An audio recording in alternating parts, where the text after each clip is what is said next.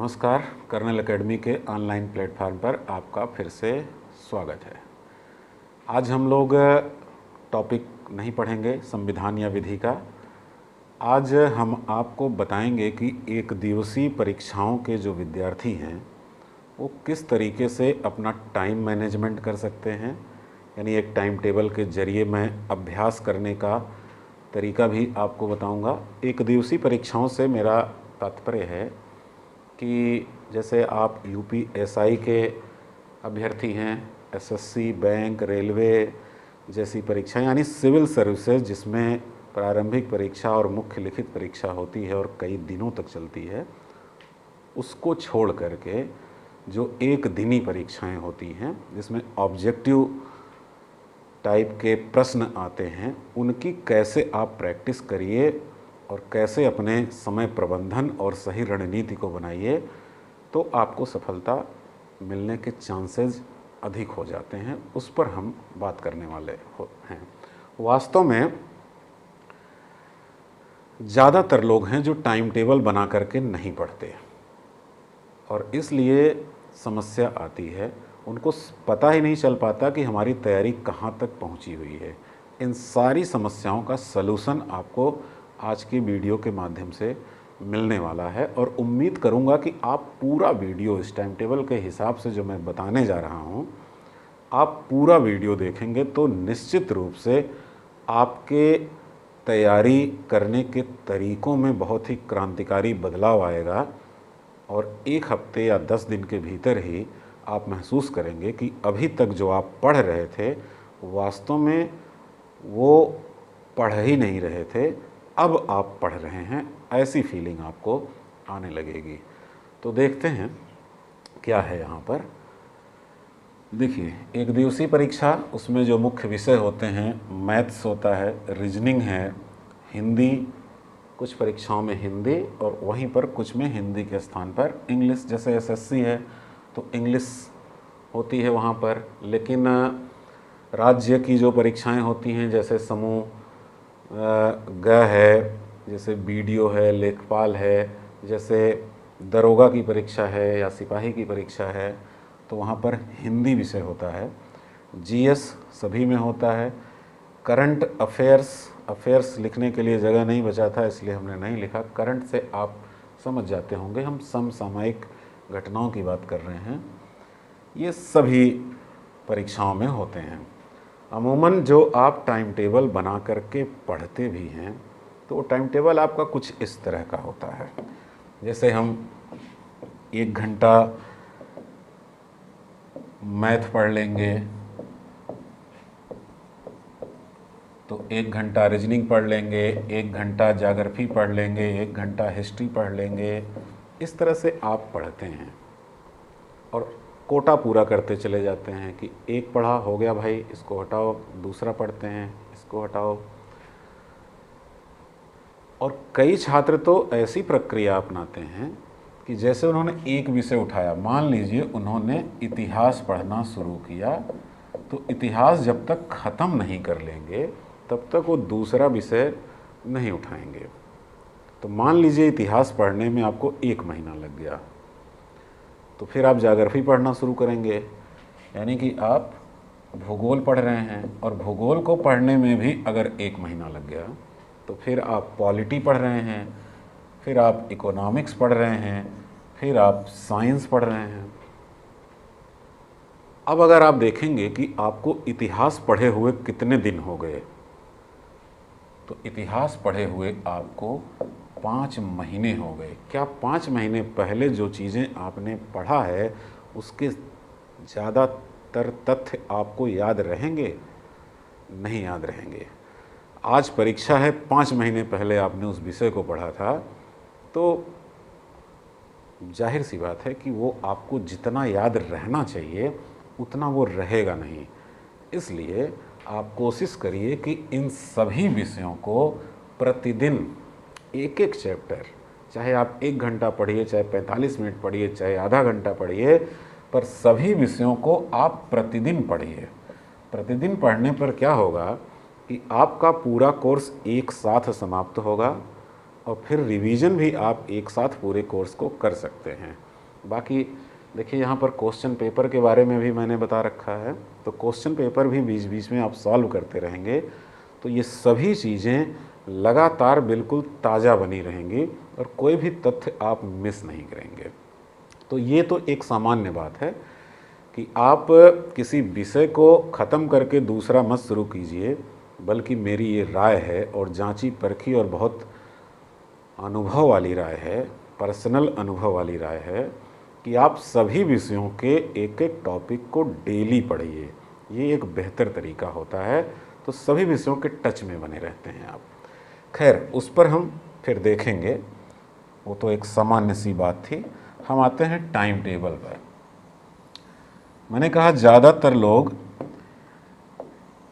1 घंटे ज्योग्राफी, 1 घंटे हिस्ट्री, 1 घंटे मैथ, 1 घंटे इंग्लिश जैसा तरीका अपनाते हैं। ऐसा नहीं कीजिए आप। टाइम टेबल आपका कुछ अलग तरीके से यहाँ बनने वाला है। जैसे देखिए, मैथ है, मैथ को हमने 30 मिनट और 30 मिनट यानी 30 + 30 मिनट के 2 भागों में बांट रखा है। ऐसे ही रीजनिंग भी है, 30 + 30 मिनट। हिंदी या इंग्लिश जो भी आप पढ़ना चाहते हैं, 30 + 30 मिनट। यहाँ पर थोड़ा सा मैं करेक्शन कर दूँ क्योंकि शायद टाइपिंग में यहाँ मिस्टेक है, क्योंकि थ्योरेटिकल जो विषय हैं वहाँ पर आपको इतना बराबर समय नहीं देना है, बल्कि ये होगा 45 और ये होगा 15 यानी कि 15 मिनट। जैसे कि यहाँ लिखा गया है जीएस के लिए, वैसे ही हिंदी और इंग्लिश के लिए भी होगा। हालांकि मुझे पीपीटी चेक करनी चाहिए थी कि सही है या नहीं, लेकिन कोई बात नहीं, ऐसी मिस्टेक होती रहती है। और यहाँ पर आप 45 + 15 मिनट का टाइम रखेंगे सभी थ्योरेटिकल विषयों के लिए। अब देखिए, करंट अफेयर्स 30 + 5 मिनट यानी 30 + 5 मिनट का समय देंगे, और जीएस क्वेश्चन पेपर सॉल्व करने के लिए आप 30 मिनट का समय देंगे। अब देखिए, ये बांटा क्यों गया है उसी पर हम चर्चा करने वाले हैं। सबसे पहले आप क्या करेंगे, अगर आप कहीं रूम लेकर के घर से बाहर पढ़ते हैं तो कई आपके दोस्त होते हैं जो आपके पढ़ने के टाइम पर आपके कमरे में आते रहते हैं और बिना किसी ज़रूरी मुद्दे के भी बातें होती रहती हैं, और इससे बड़ा समय आपका चला जाता है। तो आप एक समय निर्धारित करिए। बहस करना, बात करना आवश्यक है, क्योंकि उससे बहुत सारे व्यवहारिक ज्ञान आपको मिलते हैं, लेकिन इसके लिए आप अपनी सुविधा अनुसार समय निर्धारित कर लीजिए कि कब आपको प्रैक्टिस करनी है। और ध्यान रहे कि ये जो 5 घंटे का लगभग टाइम टेबल है, जैसे 1 घंटा ये हुआ, 1 घंटा ये, 1 घंटा ये, 1 घंटा ये, 4 हो गए, आधे आधे घंटे का ये हुआ, 5 घंटे 5 मिनट। आप कोशिश करिए कि इसको 2 भागों में बांट करके रखिए, यानी कि आपको 2 ही बार बैठना हो पढ़ने के लिए। ऐसा नहीं कि आधा घंटा पढ़ा, फिर आधे घंटे बाद आधा घंटा पढ़ा, फिर 1 घंटा पढ़ा, ऐसा नहीं। 2 बार में बनाइए, चाहे तो आधा सुबह कर लीजिए, आधा शाम को कर लीजिए, अपनी सुविधा अनुसार जब भी आपको सूट कर रहा हो उस हिसाब से। बार बार ये काम नहीं करिए, एक ही बार बैठिए, 2 बार में निपटाइए इसको। और जब आप पढ़ने बैठिए तो उस वक्त जो शर्तें हैं, सबसे पहले वो कि आपका कमरा और आपका टेबल और चेयर ये पूर्णतः साफ़ होनी चाहिए। आमतौर पर जो छात्र किराए पर कमरा ले करके किसी अन्य शहर में पढ़ने आते हैं, वो अपने उस पढ़ाई के टेबल का इस्तेमाल बहुत चीज़ों में करते हैं। किताबें फेंकी रहती हैं, गए बाज़ार से कोई सामान खरीद के ले आए खाने पीने की, तो उसको भी उसी टेबल पर रख देते हैं। वो आपका अध्ययन करने का एक टेबल है जो आपके भविष्य को बना रहा है। वो किताबें हैं जिसको आप वहाँ फेंक रखे हैं, उसको अच्छे से रखिए, संभाल के रखिए। ये आपके जीवन को सुधारने वाली चीज़ें हैं। तो टेबल साफ़ रहे। एक टेबल वॉच होनी चाहिए। मोबाइल, अब आपके दिमाग में आ रहा होगा कि घड़ी के लिए तो मोबाइल है मेरे पास। नहीं, मोबाइल को अभी मैं बंद कराने जा रहा हूँ जब ये टाइम टेबल स्टार्ट होगा तब। तो एक टेबल वॉच रखिए, एक लैंप रखिए, और आपके टेबल पर सिर्फ इन विषयों से संबंधित आवश्यक प्रैक्टिस सेट, जैसे मैथ और रीजनिंग का है, हिंदी, इंग्लिश, जीएस या करंट के लिए मैगजीन, और जीएस के लिए जो क्वेश्चन पेपर है, कोशिश करिए आप पीसीएस का प्रीलिम्स परीक्षा का सॉल्व पेपर ले लीजिए, वो ज़्यादा बेहतर रहेगा, या और भी जो भी पेपर आपके पास उपलब्ध हों वो सब आप ले सकते हैं। और यही मटेरियल आपके टेबल पर हो, एक रफ़ कॉपी आप रख सकते हैं, इससे ज़्यादा टेबल पर कुछ ना रहे तो अच्छा है।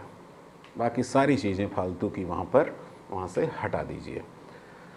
दरवाज़ा बंद कर दीजिए ताकि कोई आपके कमरे में उस दौरान ना आए जब आप प्रैक्टिस कर रहे हैं। कोई आएगा, खटखटाएगा बिना किसी काम का, तो उसको करने दीजिए ऐसा, थोड़े समय में वो चला जाएगा, और जब वो जान जाएगा कि इस टाइम आपका दरवाज़ा बंद ही रहता है तो दोबारा शायद वो फिर ना आए, और उस वक्त उस टाइम पर आपको हमेशा के लिए फुर्सत रहेगी। दूसरा, आप अपना मोबाइल भी बंद कर देंगे। बंद का मतलब साइलेंट नहीं करेंगे, बंद का मतलब है कि आप उसे ऑफ कर देंगे। साइलेंट रहने पर क्या होता है कि बीच बीच में आप पलट के देखेंगे किसी का व्हाट्सएप मैसेज तो नहीं आया है, तो आपका ध्यान बटा रहेगा। ऑफ कर देंगे तो सवाल ही नहीं उठता कि आप पलट करके देखें। और अगर आप ऑफ़ किए हुए मोबाइल को पलट करके देखते हैं कि कोई मैसेज तो नहीं आया है, तो यकीन मानिए आपको तैयारी नहीं करनी चाहिए। खैर, मोबाइल बंद कर दीजिए। मोबाइल बंद करने पर हो सकता है कि आपको घबराहट हो कि कोई फ़ोन कर रहा होगा, ज़रूरी व्यक्ति जो आपके जीवन से जुड़ा हुआ है, और फ़ोन बंद आ रहा है तो वो घबरा सकता है। तो इसका भी उपाय मैं बता रहा हूँ। ऐसा कोई भी व्यक्ति जो आपको लगता है, पहले उसको फ़ोन कर दीजिए कि मेरा मोबाइल इतने समय तक बंद रहेगा, घबराने की ज़रूरत नहीं है। तो आप भी निश्चिंत हो जाएंगे। जैसे आप परीक्षा देने जाते हैं तो मोबाइल आपकी बंद रहती है और कोई घबराहट किसी को नहीं होती है, क्योंकि पहले से पता होता है कि मोबाइल बंद ही मिलेगी। तो मोबाइल बंद, कमरे का दरवाज़ा बंद, स्टडी मटेरियल टेबल पर है, समय का बंटवारा हो चुका है। अब आपको करना क्या है वो मैं बताता हूँ। देखिए, पहले भी आपने परीक्षाएं दिया होगा, और परीक्षाएं दिया होगा तो आपको अनुभव होगा कि किस तरह के सवाल आते हैं। और जैसे देखिए, मैथ में मान लीजिए कि ये जो हमने समय बना रखा है ये औसतन 50 सवालों के लिए है, यानी मैथ के 50 सवालों के लिए 30 + 30 मिनट का समय है। अगर किसी प्रैक्टिस सेट में 25 सवाल हों तो आप इस टाइम को भी आधा कर सकते हैं, यानी कि 50 सवालों के मानक के रूप में ये रखा गया है, एक स्टैंडर्ड है। तो मान लीजिए किसी प्रश्न पत्र में 50 सवाल होते हैं,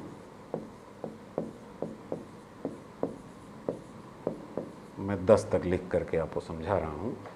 तो अगर आपने परीक्षा दिया हुआ है तो आप जानते हैं कि किस तरह की समस्याएं आती हैं। जैसे पेपर पढ़ते ही, इसमें 3 तरह के सवाल होते हैं। पेपर पढ़ते ही आपको लगेगा ये तो बड़ा आसान सवाल है, दूसरा सवाल देखा ये भी आसान लगा, इसके बाद तीसरे सवाल पर आप पहुंचते हैं मैथ के, तो ऊपर से निकल जाता है, यानी कि ये तो ऐसा आ गया जिसका तो मुझे कुछ पता ही नहीं है, फार्मूला वगैरह, इसको तो मैं कर ही नहीं सकता। ऐसे सवालों पर आप इस तरह की लाइन बनाएंगे।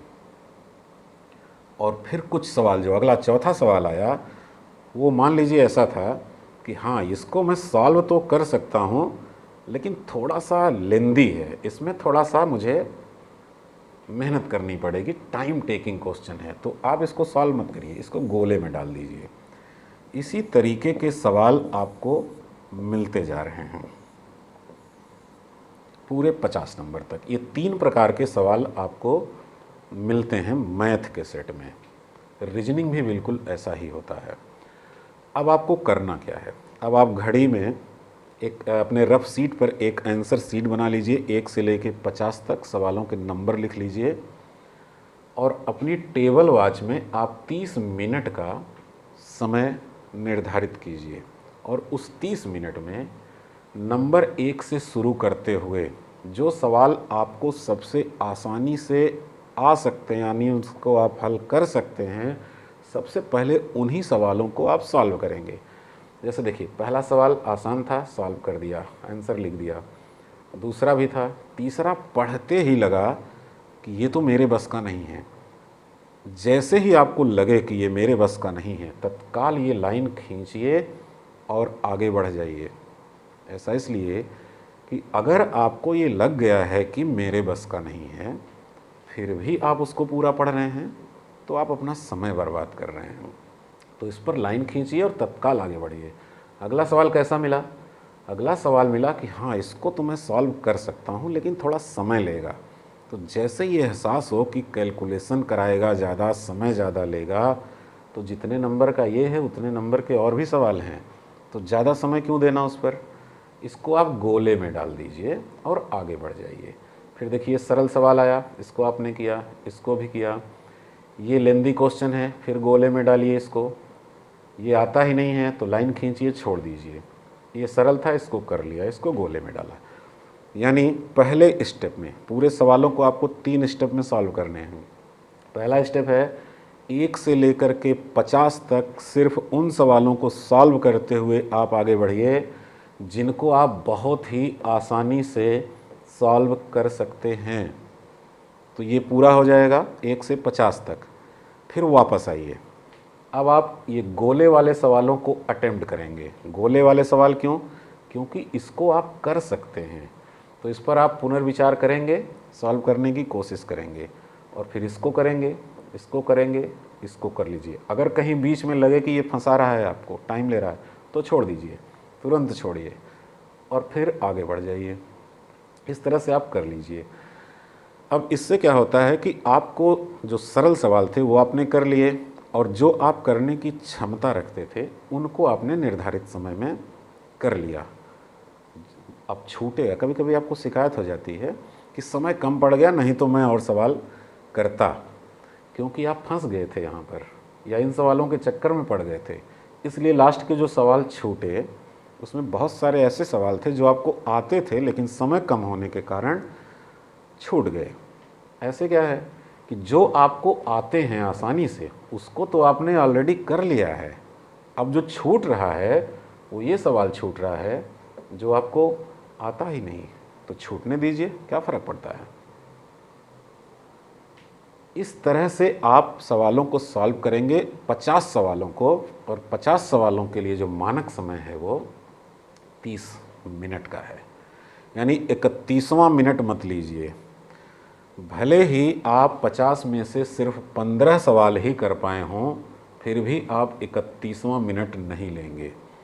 अगर आपको ऐसा लगता है कि हमारा प्रैक्टिस सेट बेकार हो जाएगा जिसको मैं ख़रीद के लाया हूँ, तो यकीन मानिए कि प्रैक्टिस सेट तो ख़राब होगा ही अगर आप 31वां मिनट या उससे ज़्यादा लेते हैं, और आपका ये पूरा टाइम टेबल और आपकी रणनीति भी बर्बाद हो जाएगी।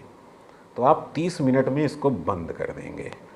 अब देखिए, ऐसा मैं क्यों कह रहा हूँ। 30 मिनट में बंद करने के बाद अब अगला 30 मिनट शुरू होता है और इस अगले 30 मिनट में आप इसको जांचेंगे। पीछे जो प्रैक्टिस सेट में आंसर की दी गई होती है वहाँ से आप इसको जांचेंगे। मुझे लगता है कि 1 या 2 मिनट में आप मैक्सिमम जांच लेंगे। और मान लीजिए कि एक नए छात्र को जो शुरुआत कर रहा है कंपटीशन की, उसने किया 15 क्वेश्चन, 50 में से 15 क्वेश्चन। बाकी के जो 28 मिनट बच रहे हैं उसमें पीछे जो सॉल्व दिया गया होता है, ट्रिक दी गई होती है, उस ट्रिक के माध्यम से आप उन सवालों को सीखेंगे जो आपको नहीं आ रहे थे या जिन सवालों को आपने गलत किया हुआ है। और उसके लिए कितना समय देंगे? 28 मिनट। जैसे ही 60 मिनट पूरा हो, आपका मैथ का सेक्शन बंद हो जाना चाहिए। इससे क्या होगा कि आज आपको पता चल गया है कि आपकी क्षमता 15 सवाल करने की है, और जब आप कल फिर बैठेंगे इसी विधि से, तो आपके दिमाग में एक लक्ष्य रहेगा कि आज मुझे किसी भी दशा में 15 से ज़्यादा सवाल करने हैं। तो क्योंकि आप लक्ष्य लेकर के बैठे हैं तो आप बढ़ाएंगे, और अगर समान स्तर का पेपर रहा तो जाहिर सी बात है कि आप 15 या उससे ज़्यादा करेंगे। तो मान लीजिए आप 16 क्वेश्चन करते हैं अगले दिन, फिर अगले दिन करते हैं, थोड़ा ध्यान और लगाते हैं, कंसंट्रेट करते हैं, तो अगले दिन आप करते हैं 17।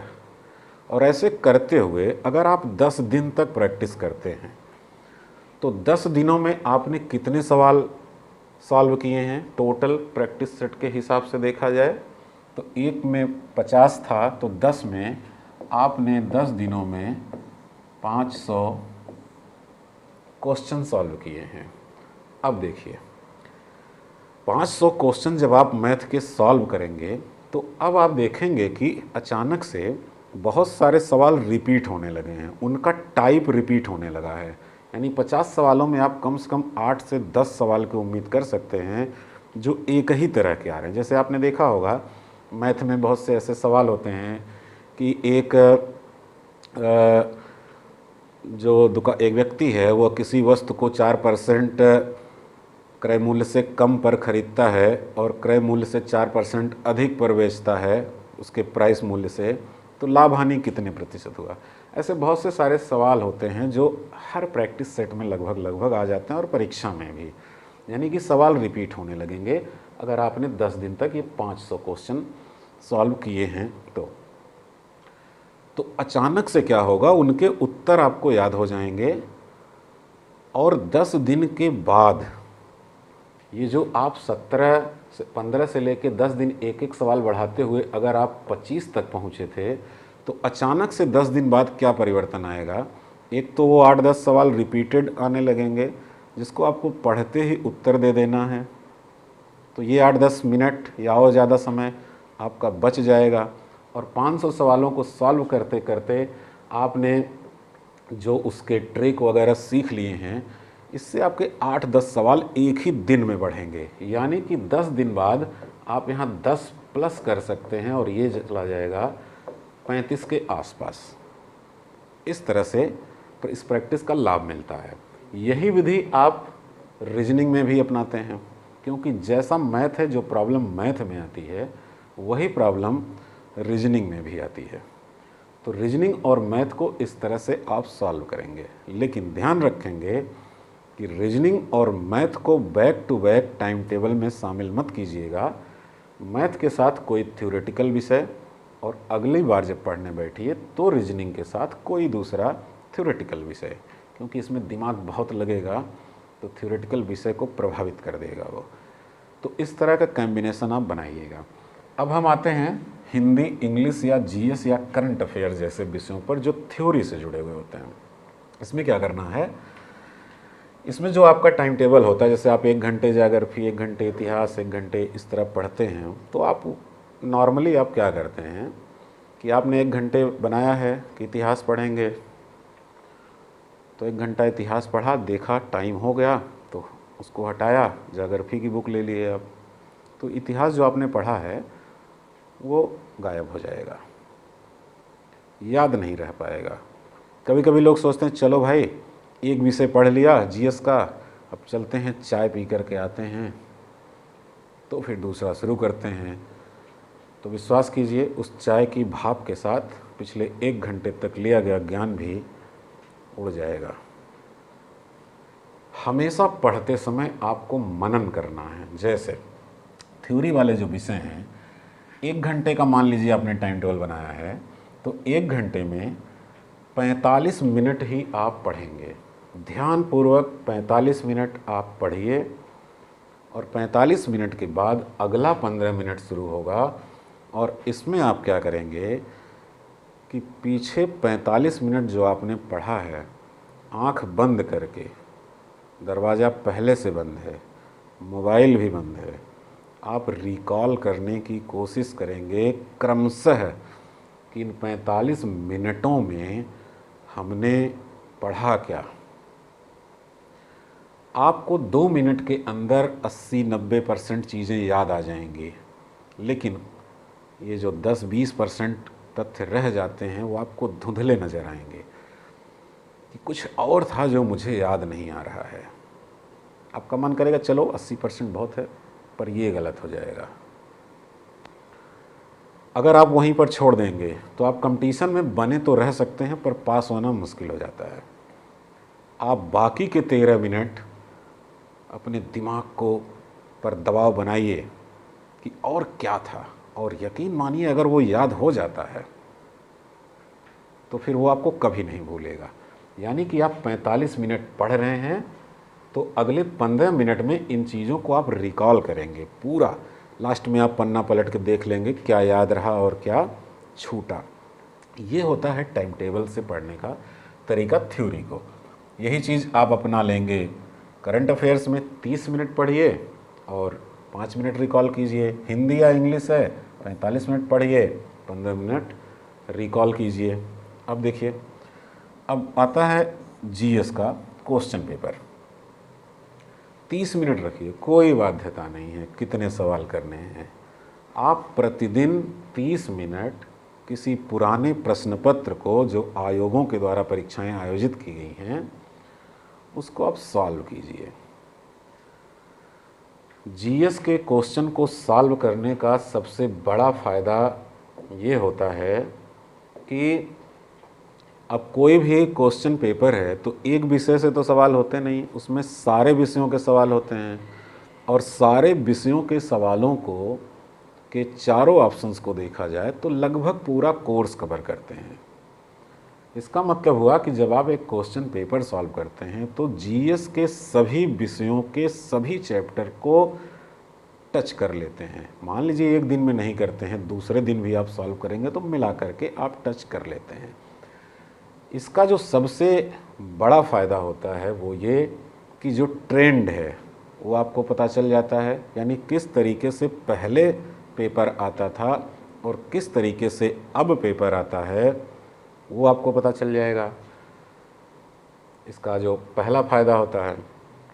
दूसरा जो फ़ायदा होता है इसका वो ये होता है कि आपको रिपीटेड क्वेश्चन का ज्ञान हो जाता है, यानी कि कौन से क्वेश्चन बार बार रिपीट करते हैं।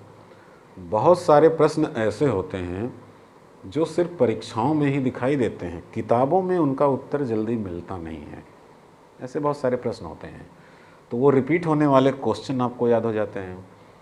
तीसरा जो फ़ायदा होता है वो ये होता है कि करंट अफेयर्स से किस तरह के प्रश्न पूछे जाते हैं उसका आपको ज्ञान हो जाता है। करंट में तो बहुत सारी घटनाएं हैं, जो घटना है सब करंट अफेयर्स ही है, लेकिन क्या चीज़ें, जैसे बजट है, बजट से क्या चीज़ें पूछी जाती हैं, साइंस टेक से क्या चीज़ें पूछी जाती हैं, पुरस्कारों से क्या चीज़ें पूछी जाती हैं, ये आपको पता चल जाता है। और फिर आप मैगज़ीन में सिर्फ वही पढ़ते हैं, आपका समय बच जाता है। और चौथा जो फ़ायदा होता है वो सभी जानते हैं कि किसी भी चीज़ की अगर आप ज़्यादा प्रैक्टिस करते हैं तो आपसे ह्यूमन एरर नहीं होता, यानी मानवीय भूल नहीं होती। होता है ना, परीक्षा दे करके आए, क्वेश्चन मिला रहे थे, अरे यार इसका उत्तर तो मुझे मालूम था, कैसे गलत हो गया। ये गलती नहीं होगी क्योंकि आप लगातार प्रैक्टिस करते आ रहे हैं।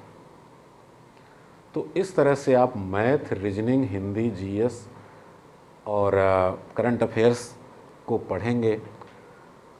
अब आप खुद से सोचिए, अपने आप से, अपनी अंतरात्मा से पूछिए कि क्या इस प्रकार का टाइम टेबल बना करके आप अब तक पढ़ाई करते थे।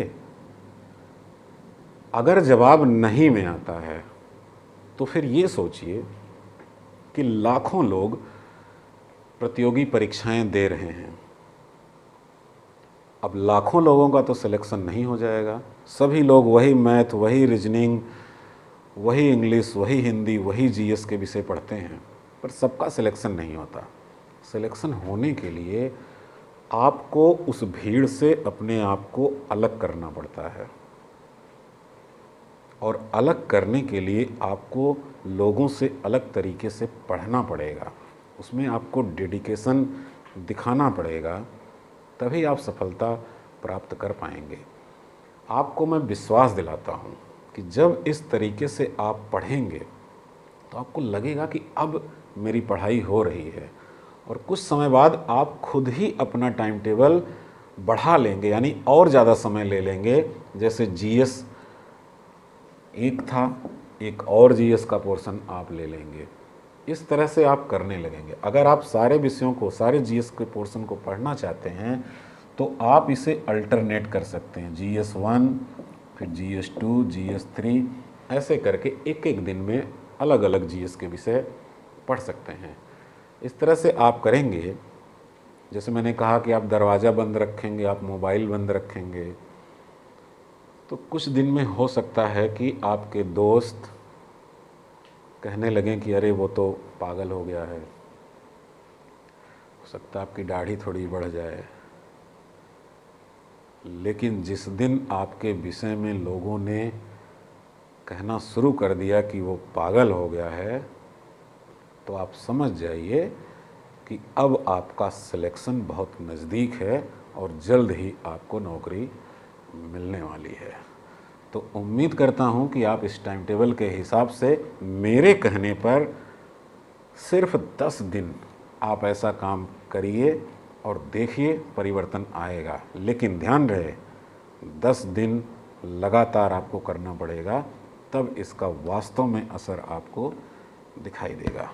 तो इसको लेकर के थोड़ा सा गंभीरता से लीजिए और इसको पढ़ करके फिर मुझे बताइएगा, कमेंट कीजिएगा कि कोई फ़ायदा आपको मिल रहा है या नहीं। बहुत बहुत धन्यवाद।